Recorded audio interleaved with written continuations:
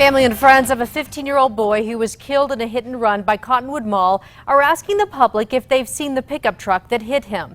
Police say in July, 15-year-old Manny Tapia was hit and killed by a truck while crossing the Coors bypass at Ellison. Juan Ramirez has been named a person of interest in Tapia's death. Police say he stole the dark blue GMC Sierra pickup. His family is handing out flyers with hopes to find that truck. An Albuquerque business hopes a tip jar will help raise money for a new paid time off ordinance. Joe Rodriguez, the owner of the California Pastrami restaurant near Cottonwood Mall, says this is in reaction to Bernalillo County's Employee Wellness Act. But the act does not apply to his business because it's in the city. Rodriguez says, though, this is just in case the city passes its own sick leave law. New at 6, the New Mexico Supreme Court is siding with district attorneys who objected to a new state law that would lengthen some of DA's terms by 2 years. The state Supreme Court is reversing this and ordering the Secretary of State to include district attorneys on the 2020 ballot. 19 states, including New Mexico, are suing the Trump administration over a new plan aimed at migrant families.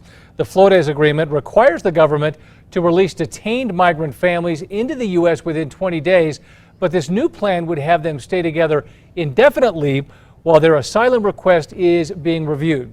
Critics say the rule violates the Constitution. We're learning an Albuquerque Uber driver who killed one of his passengers is now charged with voluntary manslaughter. Clayton Benedict claims Porter threatened to run him over after he issued a cleanup fee when his friend, another passenger, vomited in the back. Today, Judge Neil Candelaria decided Benedict will be tried for voluntary manslaughter with a gun enhancement. Weather headlines for tomorrow definitely changed a bit. Winds will rip tonight across the area, especially in Albuquerque and in Santa Fe. We're going to push in a cold front here. Record heat will come to an end thanks to that front, and we'll start to see more scattered storms, especially across the east. This evening, Animal Welfare says shelters are celebrating their lowest euthanasia numbers in history. Officials say it's all thanks to a 5-pillar focus in the department that includes increasing medical capacity, preventing unnecessary intakes, and disease control. An Albuquerque man says the city is unfairly targeting him for the weeds in his yard. Michael Mills says he moved into his home near Wyoming and Copper looking like this.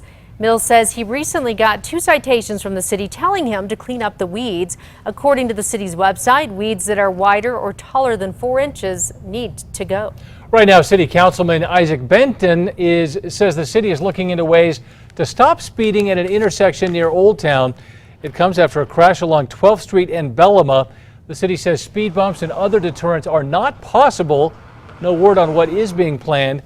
For now, residents are urging drivers in that area to slow down and pay attention. Happening now, Senator Tom Udall is calling on the U.S. Forest Service to extend the public comment period on a new rule to 46 days. That rule would impact how 9 million acres of national forest land are managed. They say the new rules would no longer consider climate change. They want to let wildland firefighters and forest managers weigh in. Johnson & Johnson will have to pay up to $572 million after an Oklahoma judge's ruling. This was the first trial of many for opioid manufacturers. The company supplied 60% of the ingredients that drug companies use for opioids, like oxycodone. The state argued the company had aggressively marketed opioids to doctors and patients as safe and effective. An assistant professor at UNM will begin studying an aggressive form of leukemia in children. Assistant Professor Ksenia Matlowska-Wasowska received a 5-year, $1.25 million grant to study rare cases where cancer cells hide in the central nervous system, causing the cancer to return. State officials are still working to get an accurate count in the 2020 census. Part of that, eliminating roadblocks, making it difficult for people in southwest New Mexico to be counted.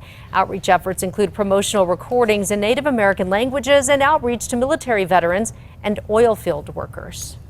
The Metro Threat Index actually comes down a little bit on Tuesday because we won't have the extreme heat, but we will get gusty winds early in the morning hours as some cooler air starts to work its way in. But cooler is a relative term. We're still going to top out in the low 90s, and those warm afternoon temperatures could lead to a couple of storms. The Isotopes head groundskeeper is back to work this evening as the Topes game gets underway. And this comes after groundskeeper Clint Bilo received the Presidential Commendation from the Pacific Coast League. It's the second year that Bilo got the award. He joined the Topes back in 2013 and became the heads groundskeeper last season. City is hoping to fill 70 bus driver positions this week at a job fair. The transit department provides training for a commercial driver's license and testing. It comes as drivers are training for the ART routes, expanding the fleet.